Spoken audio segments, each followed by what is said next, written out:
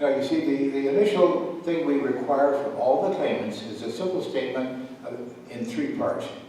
What can you do, under what circumstances, with what accuracy? And that could be gouging, that could be flying by flapping the arms, or whatever the claim may be. But under what circumstances, with what accuracy? These are very important. That means that the claimant designs the protocol. All we have to do is organize it and set it up in a certain number of steps that the claimant also agrees with. Someone in the back. Yeah, I think across from San Francisco, if Connie had passed this, this initial, Preliminary test? walk us through what the final challenge would have been like.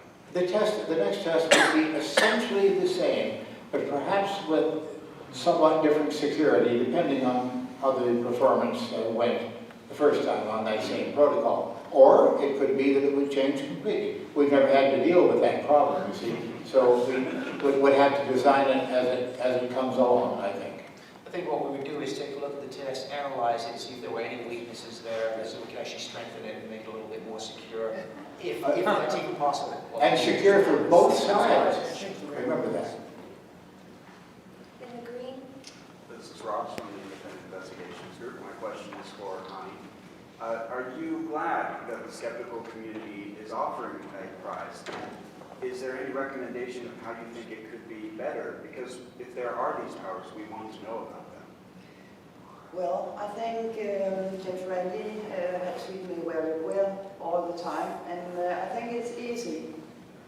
It's easy if you agree the protocol. Well, it has taken some months, but it's okay. And I don't have some comments about that because I think it's fair and easy to confirm. Yeah. Connie, what your friend just said was that you were allowed to suggest an initial protocol and then it was modified. How close to your initial suggestion of a protocol was the actual challenge? Very close. Very close. The original, actually, in her application, which you guys can see in your packets, the statement of her claim said that she was able to identify letters written on tiles made out of cardboard, turned upside down on a table. So this was very close. Yes? Randi from Sydney, Australia. A question to the people. Why did you choose Banachek to conduct the test? And are you not concerned that it might be some sentiment that the Banachek would do something inappropriate? There's actually, for me personally, there was no fear of that because I think this protocol was so secure that the tester can't actually alter what happens. He was never given the level of access that would have been needed. I'm talking completely about perception. Perception. I think that would be my response to anyone who believed that. He never had the option. I think you have that perception on both sides. You can go either way. I think one, you can say, well, maybe he would do something to help Connie. And then there is my background where you may look and say, well, if something was going on, Banachek might be the one that would actually be able to see that he's sitting right up there because this is what I do for a living every day. So that perception can go both ways. The bottom line, there is $1 million on the line. So I think if you're going to look and you're going to go, which way I'm going to go, you'd rather have somebody up there that you know could detect the trickery rather than worry so much about the perception of somebody saying, hey, he could be helping and be cheating. The other thing is, it works both ways. I walked up to Randy at the very beginning and I said, Randy, I said, I just want to make sure, and it was a question I had to ask because when I work with the scientists, they never did ask, were we magicians? And I said, Randy, this isn't like a publicity stunt. I don't believe that it is, but I'm going to ask you that question. It's not to get to that first stage. And he said, no, of course it's not. And I took him at his word that way. It is a question I had to put out there. And I had to put it out that I wasn't being like Randy punked or something like that. I didn't know. I mean, I was allowed to speak to Connie. I had no clue. And the other thing is, it was a little scary for me because the playing card, I can think of multiple ways that somebody, if they wanted to cheat, could cheat. And so as a result, I was not allowed to examine the cards. I was not allowed to look at those. And that was something I worried about. I mean, in the very back of my mind, of course, because I trust Randy with my life, but you just never know. You never really know. And so it worked both ways for me. As a result, they had their double mind set. And that bothered me, but I knew that I had to be put in that position. And I have a ghost always in the back of my head when one of these things is going to take place, I think of all the possibilities, because there are so many possibilities. We magicians know what the possibilities are, and we can just sit and tremble just a wee bit. I wonder if we've got a ringer coming in here who is actually a cousin of somebody who, whatever, who has a method.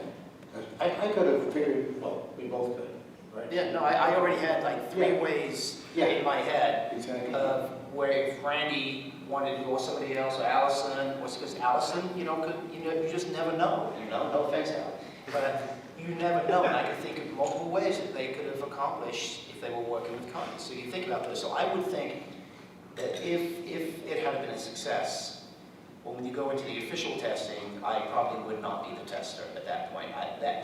That equation would be taken out at that point. And that very fact is a reason for the two-part, the preliminary and then the formal test. Because as Steve mentioned very early on in this discussion, the preliminary test, the odds are relatively easy to beat, 1 in 1,000.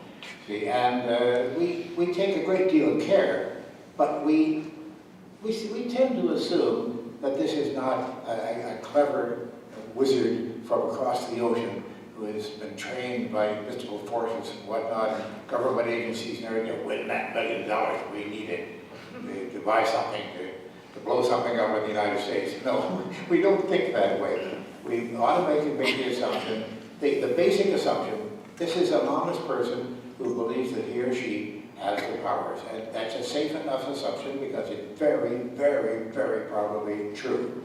But then, of course, we have the second stage, and that's our safeguard. May I check this is a little strange, but we actually have spare tests. And if you would like to actually go through the test the same way that Connie did, you're welcome to.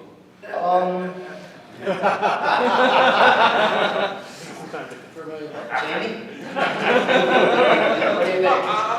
All right, good. I can do that. We'll work something out.